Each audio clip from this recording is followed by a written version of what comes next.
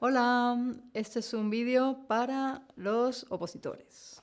Hoy tengo algo que me pedís continuamente. Me decís, Thais, pero esto que tú enseñas, ¿en realidad se puede aplicar a un estudio de una oposición, una ley, por ejemplo? Un procedimiento administrativo, pues algo, una información de estas que tenga muchísimos detalles, muchísimas cosas. Y por supuesto, yo les digo, claro, claro que sí. Es exactamente lo mismo a la hora de comprender un texto y de sacar las ideas, incluso de prepararnos para los exámenes tipo test. Sabéis que en una oposición, pues los exámenes tipo test, los exámenes de desarrollo se preparan diferente. Los exámenes de desarrollo, si yo quiero sacar toda la estructura principal sería el resumen escueto. Una estructura principal y una estructura secundaria sería lo que es un resumen ya más armado, dependiendo del tiempo que tengamos para desarrollar el tema. Pero claro, en un examen tipo test, que me pueden preguntar cualquier cosita, cualquier detalle, pues esto es especialmente importante saberlo estructurar, porque siempre digo que cada estructura de la información tiene sus preguntas tipo test, que son clásicas, las típicas preguntas tipo test que se corresponden con cada estructura. Entonces es muy interesante conocer esta estructura y conocer las preguntas tipo test que van asociadas a cada una de ellas, de manera tal que cuando ya vayamos a leer el texto podamos adelantar, podamos prever las preguntas que nos pueden hacer. Yo he cogido como ejemplo, para vosotros, lo que es las fases de procedimiento ordinario. Estamos hablando del contencioso administrativo, de procedimiento contencioso administrativo. O sea, estamos hablando a partir del artículo 43 de la ley, capítulo 1. Y para ello tengo la ayuda porque, bueno, si nos metemos directamente con la ley, que esa es otra pregunta que me hacéis, me meto directamente con la ley. ¿Cómo hago esto? Y yo os digo que lo ideal es tener un buen temario de una buena academia. En este caso tengo un buen temario y tengo un excelente cuadro, resumen de las fases de procedimiento ordinario. Muchas gracias a la Academia Adams, desde aquí. Y lo que os vengo a proponer, claro, en vez de estructurar la ley directamente, que es lo que harían muchos alumnos, se ponen a leer y entonces dicen, pues el recurso del Consejo se iniciará con un escrito reducido de tal disposición. Claro, me puedo morir. Entonces, para ver más fácil la estructura de contenido del texto, lo que yo os propongo, que tenéis las imágenes, las tenéis aquí, que las podéis descargar, las imágenes de cómo quedaría, que vayáis a lo que son los cuadros resúmenes de cada tema, si estáis en una academia, y veis en el cuadro resumen, estructuráis el cuadro resumen, y esa estructuración luego la pasáis al texto. Y vais a ver que cambia la cosa completamente. Yo tengo en la mano lo que es el esquema de Adams y después tengo lo que es ya directamente la ley del boletín oficial. O sea, directamente, o sea, no al temario, sino directamente me voy a la ley. Como veis, si os descargáis el documento, veis que esto es un procedimiento que consta de varias fases. Yo lo primero que tengo que hacer es darme cuenta de que esto es una secuencia. Cualquier procedimiento administrativo es una secuencia. Es una secuencia, además, que tiene una dinámica muy concreta. ¿Cómo son las secuencias de los procedimientos administrativos? Yo tengo unos pasos grandes que normalmente tienen subpasos, o sea, cada fase grande tiene unos subpasos, y luego en cada subpaso, en cualquier momento se puede parar la secuencia y se me pueden decir los casos diferentes, ¿no? Por ejemplo, qué sé yo, proceso de iniciación, ¿no? Pues me dicen cómo es la regla general y después cómo es la excepción.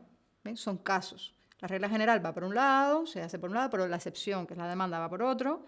Después que si se hace el examen de validez de comparecencia, pues si se estima que es válida va por un lado y si no, en caso de defectos va por otro lado la secuencia, la subsecuencia. Entonces siempre en los procedimientos administrativos la estructura es idéntica.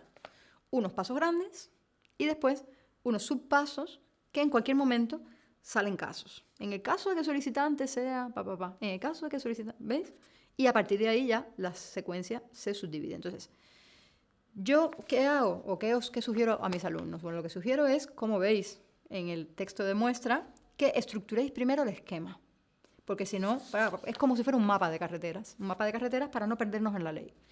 Una vez que yo estructuro, por ejemplo, tenemos la fase de procedimiento ordinario y tenemos vamos a empezar por las alegaciones, que sería el punto 1, ¿no? Las alegaciones, a su vez, tienen 1, 2, 3, 4, 5, 6, tienen otros 9 pasos. Yo pongo 1, 2, 3, 4, normalmente utilizo números rojos dentro de bolas rojas, los pasos grandes más grandes y los pasos más pequeños, bolitas más pequeñas y los subpasos, bolitas más pequeñas. Como veis, tenemos iniciación y después tenemos 2 casos. Los casos los marcamos en azul, pues son casos de una clasificación. Y después, de cada caso, bueno, pues hay o información general, que lo ponemos en naranja, o tenemos también subclasificaciones. Por ejemplo, en este caso, en la iniciación, en la excepción, la demanda, tenemos recurso de lesividad o recursos donde no haya terceros interesados. Esos son otros 2 casos. Bueno, y así. Como veis en el documento, tenemos los numeritos rojos, que son los que, metidos en bolitas rojas, que son los que nos dicen cuáles son los pasos.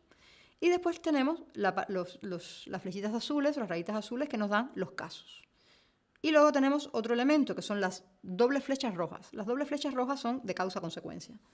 Esto es muy importante porque en este procedimiento administrativo, bueno, como en todos, hay preguntas tipo test. Las preguntas tipo test normales son o preguntas de secuencia, claramente, o preguntas de caso, claramente, y también preguntas de causa-consecuencia. Las preguntas de secuencia, que ya tenéis que estar al loro, tenéis que estar ya adelantando. Una pregunta de secuencia, ¿cuál puede ser? Lo clásico es que me pregunten plazos. Plazos, y me ponen plazos de pasos muy semejantes para que me confunda, o de casos diferentes. Yo tengo que saber muy bien los plazos. Otra pregunta clásica de los tipos test de secuencia es que me digan en qué fase del proceso se hace esto específicamente, ¿no? En este caso son preguntas de lo que son las fases concretas del proceso o el procedimiento. En una secuencia yo tengo que tener claro qué pasa primero, qué pasa después y qué ocurre en cada fase o qué hay que aportar en cada fase. Eso. Y ahí me pueden poner la pregunta tipo test. Otra pregunta que me pueden hacer es bailarme 2 pasos, ponerme una cosa antes que ocurra después, pero bueno, ese es menos común. Luego tenemos aquí pregunta de causa-consecuencia, las causas de, o sea, las causas de desistimiento, las causas de, ¿vale? Eso es una pregunta de causa-consecuencia que me pueden hacer aquí. Me pueden cambiar, si tengo la clasificación, me pueden hacer preguntas y moverme 2 casos. O me pueden también comparar y tratarme de liar con 2 procedimientos que sean muy parecidos, mezclarlos. ¿Bien? Digamos que esas son las preguntas que me pueden poner. Aquí os dejo lo que es el esquema estructurado. Os digo, las bolitas con los numeritos serían las fases más grandes, después las fases más pequeñas y las subfases, los casos, y luego eso habría que pasarlo a lo que es la ley. En este caso, a partir del artículo 45, que empieza las alegaciones, la fase de iniciación, os lo dejo también para que lo podáis mirar, ¿no? O sea, primero pongo las fases grandes, o sea, 1, 2, 3, 4, encuentro toda esta estructura de contenido, lo grande, y lo plasmo en el texto, como veis, os descargáis el documento, y voy buscando. Ya yo veo iniciación, examen de validez de comparecencia, anuncio de recursos en la parte de las alegaciones. Y yo voy buscando y voy poniendo los numeritos. 1, 2, 3, 4 y voy buscando todo lo que son os dejo de muestra la parte de las alegaciones. Completamente toda la estructuración de la fase de las alegaciones. Una vez que ya yo saco los pasos grandes, voy ya a sacar los casos. Y esos casos los reflejo con azul, ¿vale? También con azul aquí tenemos los documentos que hay que presentar, que también es una clasificación. Tenemos más cosillas en azul. Aquí en este procedimiento administrativo tenéis, por ejemplo, para que se ve claramente la importancia que tiene tener un buen esquema con todo el contenido organizado. Aquí, por ejemplo, en las alegaciones, en la iniciación, que es digamos que el punto 1, en el esquema de Adams nos viene regla general y excepción. Si yo estoy buscando esta información y cómo se refleja esta estructuración en la ley, ya yo busco primero. Fijaos que la ley nos dice, el recurso se iniciará por un escrito reducido, pero claro, ese es el caso general. Entonces ya yo sé, porque yo tengo en el esquema la regla general y tengo que buscar la excepción. Entonces busco, la regla general es esta, todo esto es regla general, por regla general. Y aquí veo en la siguiente página que me dicen, el recurso ya se iniciará por demanda, ¿vale? Y entonces ya veo que es la excepción, que es por demanda. Eso me lo aclara, lo podéis ir mirando, o sea, mirad siempre el esquema de Adams y mirad lo que es la ley que os dejamos en el documento que tenéis abajo. Ya busco directamente la regla general y la excepción, que digamos que son los 2 casos. Y después veo cuál es la regla general, los documentos, etcétera, etcétera, etcétera, y los escritos de lo que tiene que tener. Y la excepción, entonces aquí veo la demanda y veo la clasificación. Una vez más, esa clasificación yo la busco en el texto y la marco en el texto y es mucho más fácil de ver. O sea, yo veo que en el caso, o sea, tengo en el caso de demanda, que es la excepción, ¿vale? Recurso de lesividad y cuando no haya terceros interesados. Entonces yo aquí busco directamente y veo, vale, lesividad, que es el punto 4 del artículo 45, y cuando no existan, en el caso de que no existan terceros interesados, que sería el punto 5 del artículo 45. Os animo a que lo hagáis vosotros solos, que busquéis todos los pasos, paso 1, paso 2, paso 3, paso 4, con los subpasos, los casos y cómo sigue la secuencia, y que me lo mandéis a mi correo electrónico, que lo tenéis en pantalla, thaispujolacosta@gmail.com, o que me escribáis a través de mi web thaispujol.com. Yo estaré encantada de ayudaros. Siempre os digo que estos son, fijaos que aquí tenemos 2 estructuras básicas, 3 estructuras básicas, pero hay 8 estructuras. Cada una de esas 8 estructuras se refleja de manera diferente en una ley, o en un temario, o en un texto. Y hay que aprender a leerlas casi antes de leerlo. Yo tengo que saber cuál es esta estructura, para ya ir directamente a buscar la estructura de contenido, para poder darme cuenta de las preguntas tipo test que me pueden hacer.